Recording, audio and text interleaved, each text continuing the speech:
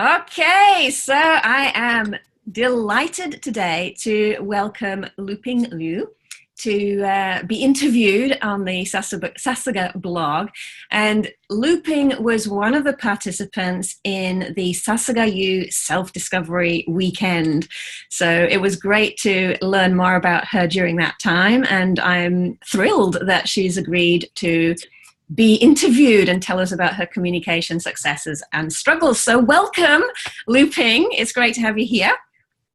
Hello, Helen, and hello, everyone who is on the other side of this screen. It's really nice to meet you all here. I am Luping, and good morning.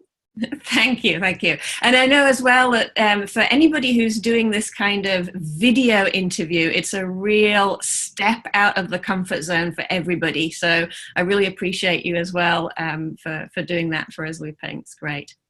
Thank you, Helen. You are a role model, my dear. Oh my goodness, thank you. I'm so honored.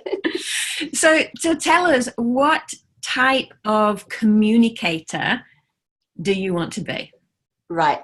I think I'm really hoping I am a thoughtful and strategic communicator. Mm-hmm. And why do you want to be thoughtful and strategic? Well, I'm in HR, practicing in HR function. The nature of my job requires a lot of communications and conversations with all different parties, right? So in order to make each of the communications delivered smoothly, a thoughtful and a strategic planning is very important for the success. Great. So what sort of things do you keep in mind to be strategic? Right.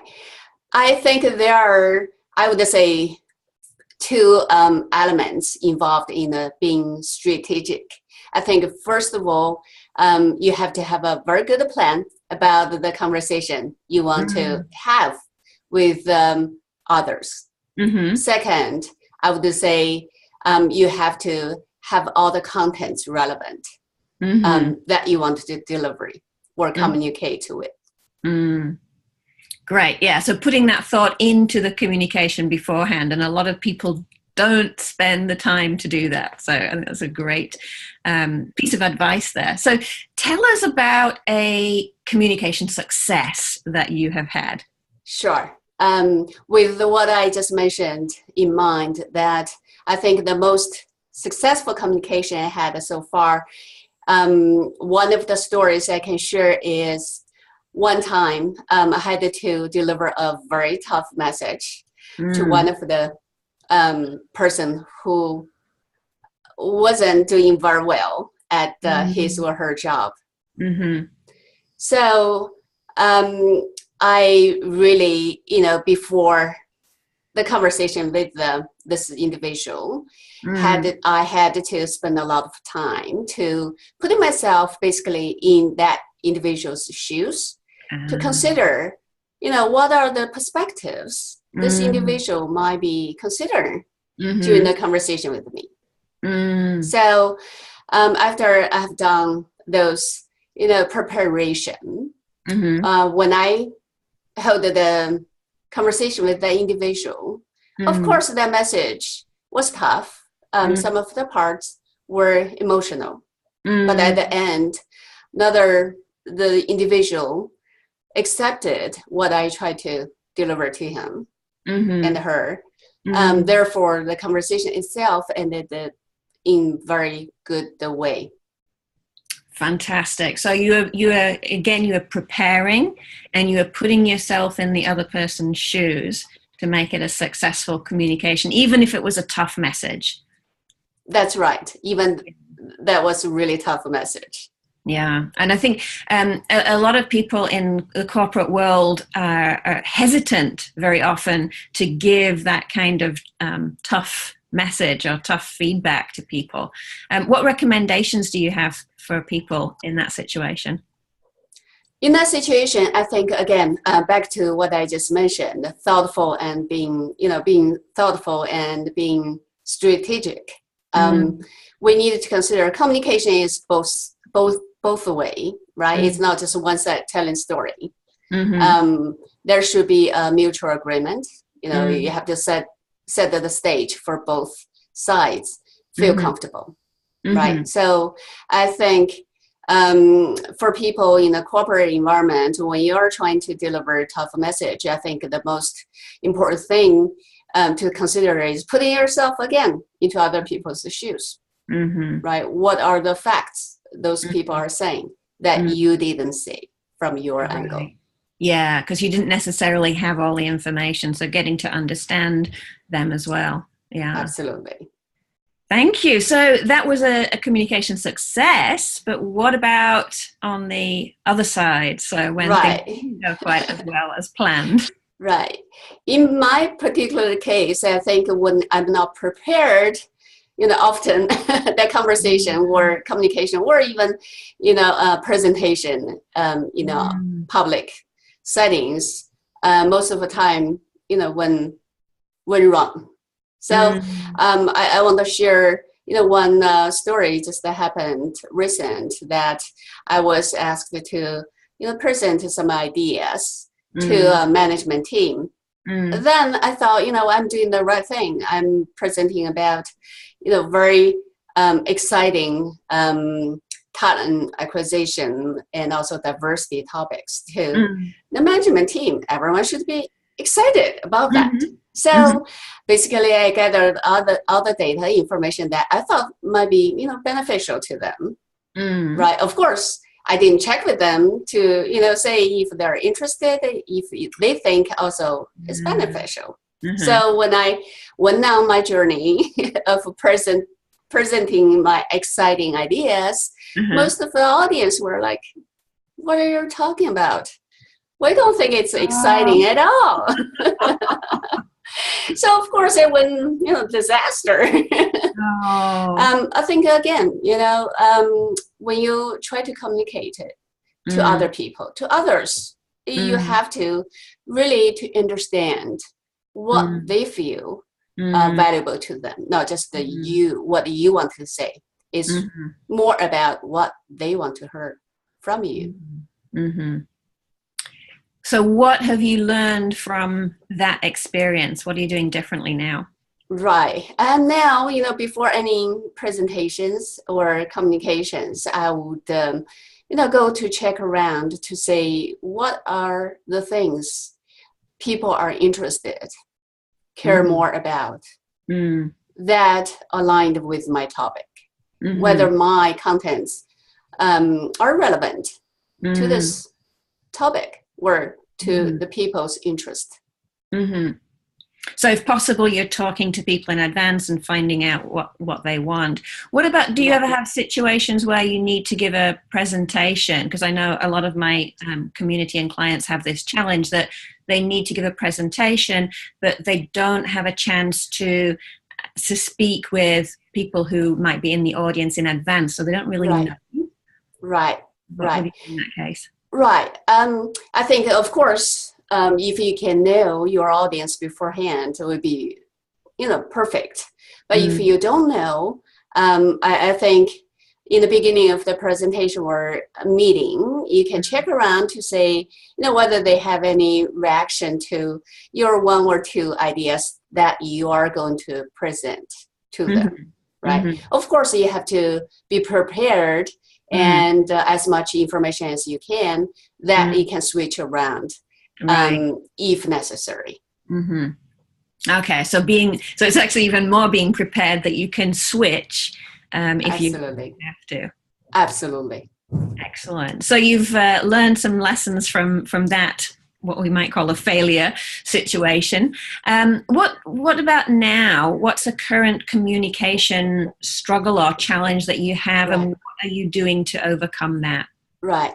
I think I have a tendency, to get very excited about topics I'm passionate about.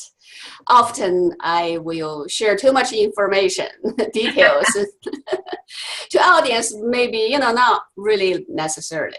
Right. So now my goal objectives here or challenges here is, to try to be more concise about my message, be more clear about the key elements I want to deliver. Mm-hmm. Absolutely. Yeah, and I always recommend this to people is be concise, and then you can always add more information if people ask questions. Absolutely. Definitely.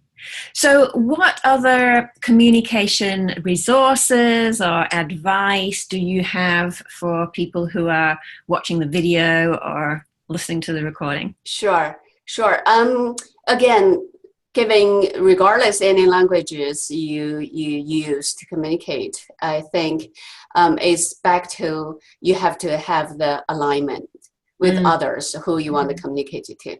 I think that's very important. In order, particularly in English-speaking environments, given I'm not native English speaker, I had to try, put a lot of efforts in learning English first, then to convey my thoughts across in English.